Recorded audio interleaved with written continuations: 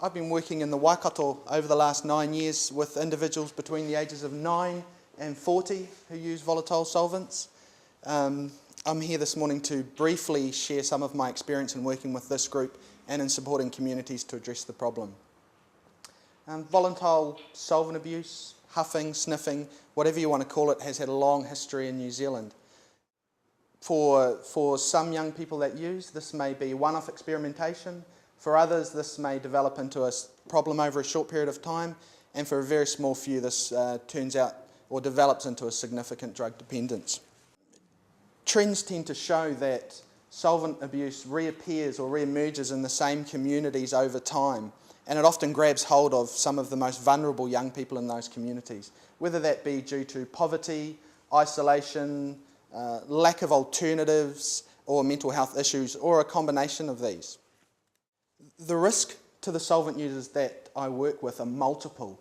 I mean, first off, you've got the toxic effects, the life-threatening effects to the lungs and the heart from inhaling a toxic chemical, and the ongoing effects with repeated use to organs, the brain, and to muscle tissue.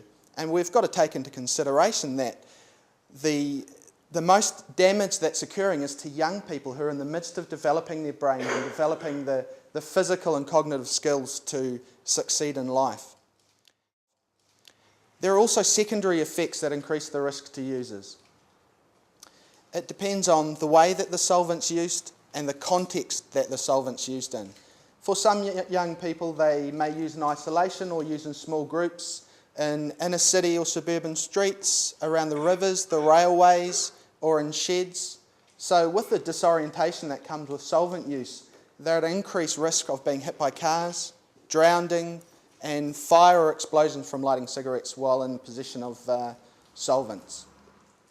As an example of the chronic nature of solvent abuse for some people, in my experience of working with adult solvent users, some adults will continue to use despite having developed skin cancer, brain damage, mental health issues, and it's not surprising that some of these people are living on the fringes of our societies, and as with Hamilton last year, become victims of fatal assaults. Responding to this issue has to be a community-wide focus. In my work with rangatahi, it's involved working with the parents and broader whānau, the schools, community members such as sports coaches and older rangatahi in these communities in addressing the problem. It also involves working with the retailers,